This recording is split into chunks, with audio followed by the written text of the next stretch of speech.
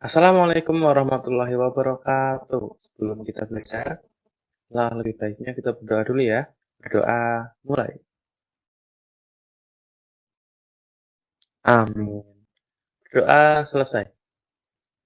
Anak-anak kelas 5, hari ini kita akan melanjutkan pembelajaran lagi. Pembelajaran hari ini yaitu tema 1, organ gerak hewan dan manusia, subtema 1, organ gerak hewan, dan pembelajaran yang kelima. Pada pembelajaran yang kelima, pertama kita akan masuk ke muatan pelajaran IPA dengan materi alat gerak pada hewan vertebrata dan hewan invertebrata. Hewan vertebrata dan hewan invertebrata itu yang seperti apa? Nah, mari kita pelajari.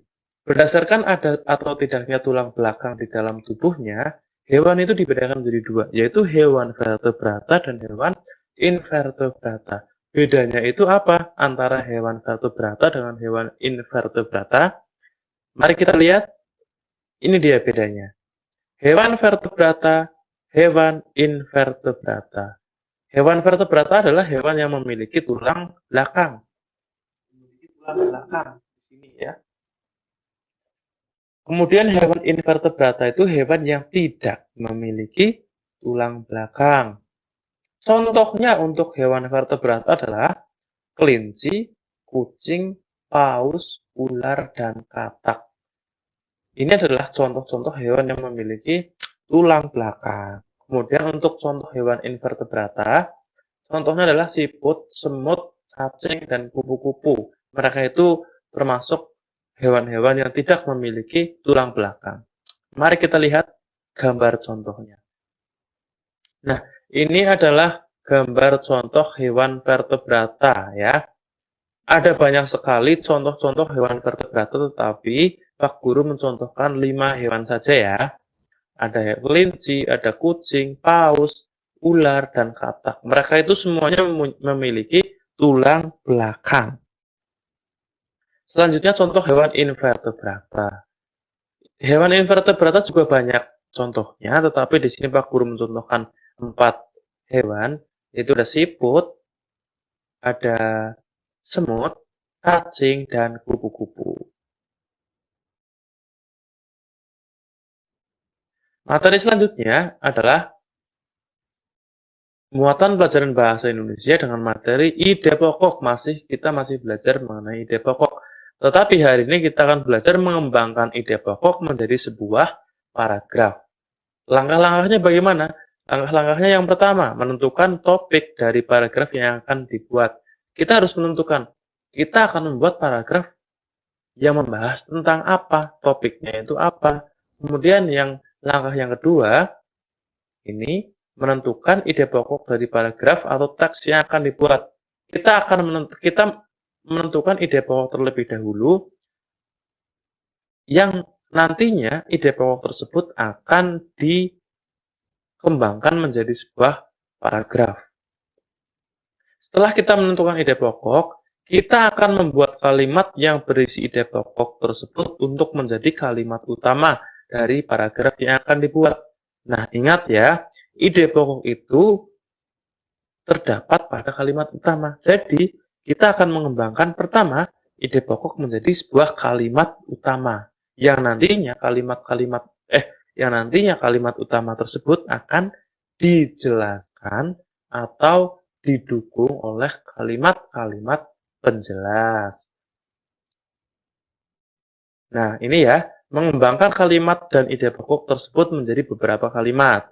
Langkah berikutnya, menulis beberapa kalimat yang berisi informasi-informasi tambahan untuk mendukung kalimat utama yang telah dibuat. Nah, inilah yang nantinya menjadi sebuah kalimat penjelas. Selanjutnya, menyusun kalimat-kalimat tersebut menjadi sebuah kalimat yang padu. Nah, inilah langkah-langkah yang bisa dilakukan ketika kita akan mengembangkan sebuah ide pokok menjadi sebuah paragraf. Kita lanjutkan materi berikutnya, yaitu masuk ke muatan SPDP. Materinya adalah jenis-jenis gambar ilustrasi. Kemarin kita sudah mempelajari bagaimana caranya atau langkah-langkahnya kita menggambar ilustrasi ya. Sekarang kita mempelajari jenis-jenis gambar ilustrasi. Ternyata gambar ilustrasi itu banyak jenisnya. Di sini ada 4 jenis ya. Yang pertama ada gambar realis, adalah gambar yang dibuat sesuai dengan kenyataan atau keadaan yang sebenarnya. Selanjutnya ada gambar karikatur, adalah gambar yang dilebih-lebihkan. Ada perubahan bentuk pada setiap karakternya. Selanjutnya kartun. Nah, kartun mungkin anak-anak lebih paham karena mungkin sering melihat film kartun ya. Di situ banyak sekali kartun-kartun lucu ya dan mengundang tawa. Di sini gambar yang mengundang humor ya. Kartun adalah gambar yang mengundang humor, terlihat lucu dan mengundang tawa. Selanjutnya adalah gambar dekoratif. Gambar dekoratif ini adalah gambar yang dibuat dengan tujuan menggambar bentuk benda menjadi lebih indah. Benda tersebut akan menjadi lebih indah. Sekarang akan Pak Guru perlihatkan contoh-contohnya. Yang pertama, gambar realis. Di sini ada sebuah gambar yang sangat mirip dengan kenyataannya, yaitu keadaan di pasar ya, ada pedagang, ada pembeli, bahkan ada gubuk-gubuk tokonya, kemudian ada barang dagangannya lengkap sesuai dengan kenyataan. Itulah yang dinamakan dengan gambar realis. Kemudian gambar karikatur, gambar yang dilebih-lebihkan ya. Bisa dilihat di sini, apa yang dilebihkan? Ukuran kepalanya ya. Ukuran kepalanya itu tidak sesuai dengan ukuran badannya. Kepalanya sangat besar tapi badannya kecil ya. Inilah namanya karikatur, gambar yang dilebih-lebihkan. Selanjutnya ada kartun.